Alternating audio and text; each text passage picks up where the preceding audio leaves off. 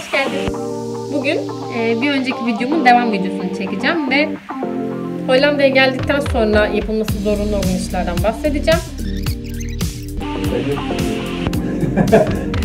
Merhabalar, böyle başlamıyorum. Ben bayağı mutluyum. Neden? Çok sahte bir girişti hiç beğenmedim.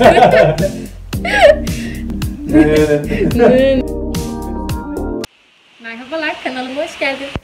Bugün bir önceki videomun devam videosunu çekeceğim ve Hollanda'ya geldikten sonra yapılması zorunlu olan işlerden bahsedeceğim. Ve bu da telafi videolarımın sonu olacak. Evet. Yarın da hayvanla gelmeyi de anlatacağız. O da mı telafi sayılır? Yani sonuçta geçmişte yaptığım bir şey. Telafi işim bitmiyor. Havalimanında indiniz. Oradan itibaren yapmanızın zorunlu olduğu şeylerden bahsedeceğim.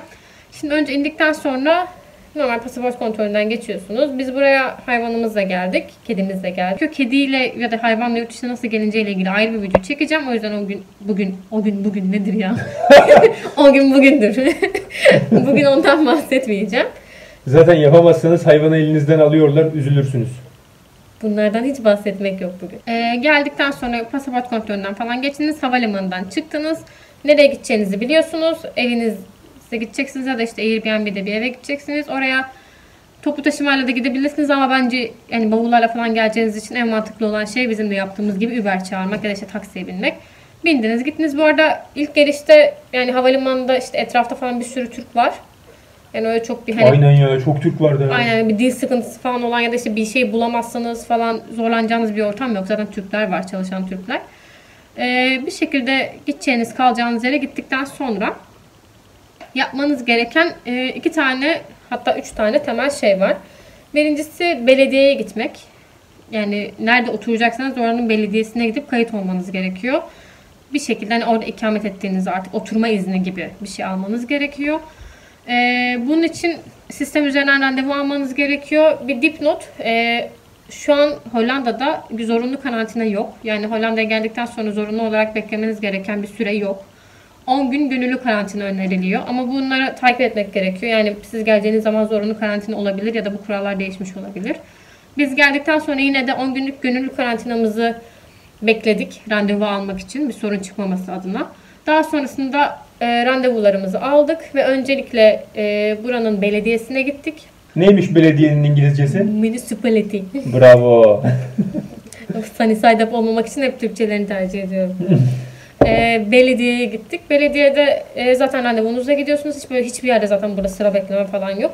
Direkt gidiyorsunuz. Sizden istenilen belge ne? Yine pasaportunuz isteniyor. Nüfus kayıt belgeleriniz, doğum belgeleriniz isteniyor. Bir de kontratınız isteniyor. Oturduğunuz evlilik belgesi de istenmişti. Aynen, evlilik belgesi de istenmişti. Doğru. Bir de kira kontratı. Kira kontratı. Evinizin tuttuğunuz eve dair. Peki ben evimi tutmadım. İşte Airbnb'de kalıyorum. Orada kalıyorum. Burada kalıyorum. Ne yapacağım?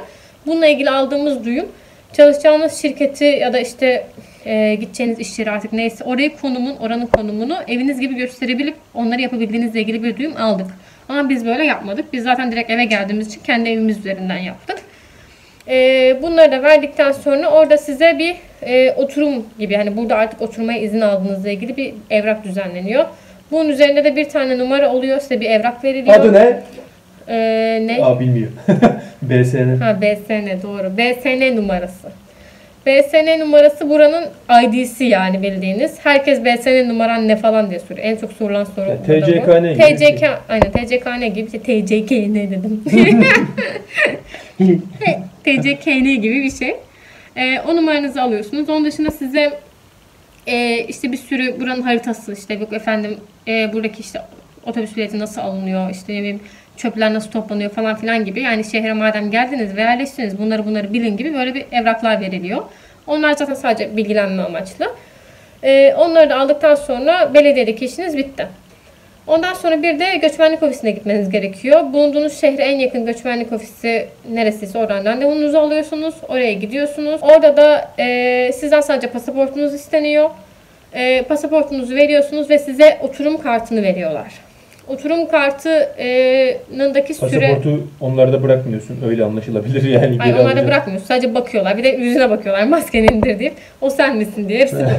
Sana kartını veriyorlar. Bu arada bu kart sen o randevuyu aldıktan sonraki yani o bekleme sürecinde zaten hazırlanmış oluyor. Eğer hazırlayamadılarsa kartını, randevunu zaten otomatik olarak erteliyorlar. Yani öyle boş boşuna gitmiyorsun. Kartını alıyorsun. Karttaki en önemli şey tarih.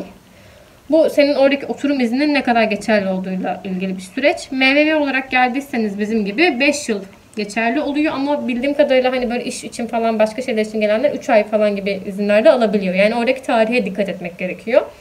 O tarihi yenilemek gerekiyor sürekli. O tarihi takip etmek gerekiyor.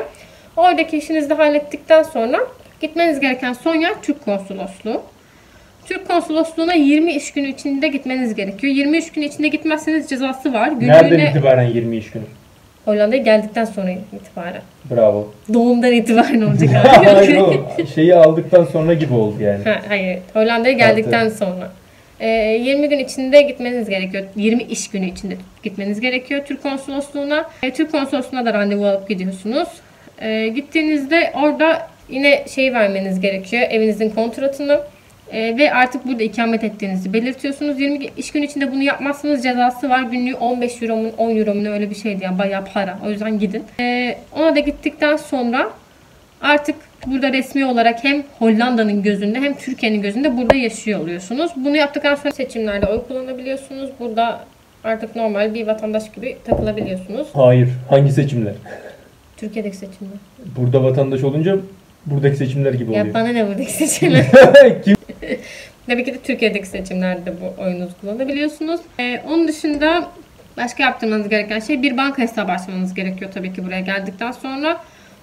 Bu arada bu işte bu Masterpass falan gibi ödeme sistemleri, kredi kartlarınız falan burada tabii ki geçerli. Onları kullanabiliyorsunuz ama maaşınızın yatacağı buraya ait bir banka hesabı gerekiyor tabii ki. Bunun için buradaki herhangi bir bankaya başvurabiliyorsunuz. Başvurduktan sonra buradaki bu işler uzun sürüyor. Türkiye'ye göre oldukça uzun. Bizim ne kadardır bekliyor? 12 gündür falan. Evet. 12 gündür falan banka açmaya çalışıyoruz. Banka hesabı açmaya çalışıyoruz. Bu arada banka hesabı açabilmek için zaten o BSN numarası dediğimiz municipality'den neydi? Seni saydım. Hani saydap oldum. Neydi? Belediye ya. Belediye. Belediyeden aldığınız o numaraya ihtiyaç var. Yani o numarayı almadan bankaya zaten gidemiyorsunuz. O numarayı aldıktan sonra bankaya gidiyorsunuz, başvuruyorsunuz. Bankaya başvurduktan sonra 5 iş günü içinde diyorlar ama işte o da bizde uzadı. Biz hangisine başvurduk? HSBC değil. ING'ye biz yapı kredi. Oraya başvurduktan sonra burada şey deniyor işte evinize postalar gelecek. İşte bir postada kredi kartı gelecek. Yok bir postada işte nasıl mobil aplikasyona gireceğinizle ilgili bilmem ne gelecek. İşte hoş geldin postası gelecek falan gibi böyle şeyler anlattılar. 5 iş günü içinde dediler ama hiçbir şey geldiği gittiği yok. Burada bir arada o da enteresan bir şey. Her şey postayla ilerliyor ve gerçekten sürekli posta geliyor. Yani bir yere kayıt oluyorsun o sana posta gönderiyor. Bilmem ne aktivasyon kodu postayla geliyor. Sürekli bir posta gelme hali var. Ve bir posta gelme muhabbeti var. Faturalar postayla geliyor falan. Her şey postayla geliyor. Onun dışında banka hesabınıza da başvurdunuz. Onu bekliyorsunuz. Başka yapmanız gereken şey bir telefon numarası almak buradan. Bunun için de banka numarası gerekiyor. O yüzden bir kısır döngüsü. Yani IBAN gerekiyor aynen. IBAN'ınızı aldıktan sonra telefonunuzu da alabilirsiniz. Ya da tanıdığınız size bir kıyak geçecek birinin buralı olan telefon numarasını bu tarz işlerde kullanabilirsiniz. Kuzenim benim be. Canım bırak. Bizim kuzenimiz mesela.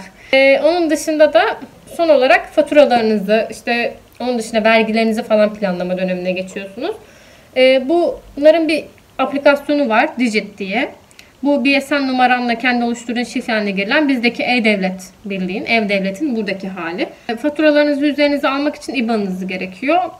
Burada Türkiye'deki gibi böyle bir ana dağıtıcılar var. Bir de küçük firmalar var. Yani ana dağıtıcı işte genel olarak bu mahalleye elektriği veren büyük bir şey. Altyapıyı sağlayan şey aynen. Onların bir de firmaları var. İşte bilmem ne elektrik AŞ, bilmem ne elektrik AŞ gibi düşünün. Onların tekliflerine bakıyorsunuz. Sizin oturduğunuz yere işte elektrik sallıyorum. Getiriyor mu? Getiriyorsa kaç paraya getiriyor? Siz şeylerinizi belirtiyorsunuz. İşte ben bir kişi yaşıyorum, 2 kişi yaşıyorum. Evimin işte ısı yalıtımı, işte elektrik yalıtımı artık her neyse yani. Şu kadar var. Ben tahmini şu kadar fatura öderim falan gibi böyle bir hesaplamaya giriyorsunuz. Ve aklınıza hangisi yatıyorsa onu başvurup onu üzerinize alıyorsunuz. Bir de burada ekstra olarak söyleyeceğim şey burada tahmini bir şey belirliyorsunuz ve bütün yıl o faturayı ödüyorsunuz. Yıl sonunda gelip kontrol ediyorlar. Eğer o faturanın üzerinde harcama yaptıysanız sizden o parayı talep ediyorlar. Eksik yaptıysanız size paranızı geri veriyorlar. Yani burada her ay gelen farklı bir fatura gibi mantık yok.